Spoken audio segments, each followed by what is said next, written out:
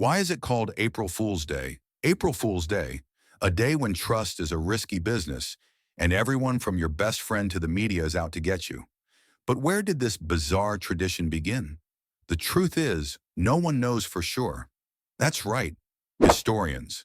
The smart folks with glasses and dusty books are still scratching their heads. But that hasn't stopped them from coming up with theories, and boy, do we have some entertaining ones. One of the most widely accepted origins of April Fool's Day traces back to France in 1582, when the country switched from the Julian calendar to the Gregorian calendar, thanks to Pope Gregory XIII. Now, before you yawn and click away, here's where it gets fun. Back then, news didn't travel at lightning speed like today. No viral tweets, no annoying notifications. Some folks, either out of ignorance or pure stubbornness, continued celebrating New Year's on April 1st instead of January 1st. Their reward? Public humiliation. These poor souls became the butt of jokes, tricked with fake invitations and absurd errands, thus birthing the first so-called April Fools. Imagine getting an invite to a grand medieval feast only to find out you've been sent to a pigsty. That's the level of pettiness we're talking about. Another story tells us that in 16th century Europe, a tradition emerged where people would send fools on fake fish hunts, particularly chasing after the elusive poisson d'avril, April fish. This prank evolved into a custom where pranksters would stick paper fish onto unsuspecting victims' backs. So if you're ever in France on April 1st and find a paper fish on your shirt, congratulations, you've been historically bamboozled. Some say the roots of April Fool's Day go as far back as ancient Rome. Romans were infamous for their love of festivals, feasting, and of course, ridiculous antics. There was an old festival called Hilaria, yes, that's a real name, celebrated at the end of March. It involved disguises, jokes, and a whole lot of laughter at the expense of others. Sound familiar? It might just be the great-great-grandparent of April 1st. April Fool's Day didn't stay a weird little European quirk. Oh no, it spread like a viral meme. By the 18th and 19th centuries, different countries had added their own flair to the tradition, and some of these pranks, absolute masterpieces of deception. In Scotland, April Fool's shenanigans lasted 2 whole days. The first day was all about making people run pointless errands, kind of like sending someone to find dehydrated water. The second day, known as Taily Day, involved pinning "kick me" signs on people's backs. If you've ever fallen victim to this timeless prank, you can thank the Scots for making your embarrassment a historic event.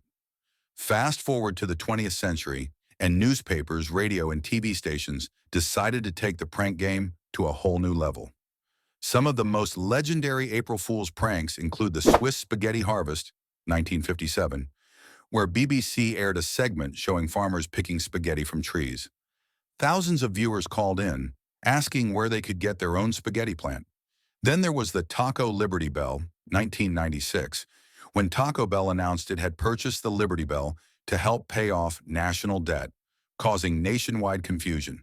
And let's not forget Google's annual prank saga, where the tech giant fools millions with fake new features every year, from Google Knows, a search engine for smells, to Gmail Motion, where you control emails with body gestures. But not all pranks end with laughter. Some have gone terribly wrong, so wrong they made history for the wrong reasons. In 1905, a French newspaper published a report that Britain's King George II had been assassinated. The British government had to issue an emergency statement to calm the public. Spoiler alert, the king was alive and probably very confused. In 2016, Google introduced a feature on Gmail that added a GIF of a minion dropping a mic to outgoing emails. Unfortunately, people accidentally sent this in serious work emails. Imagine sending a resignation letter with a minion mic drop. Google had to apologize and remove it within hours.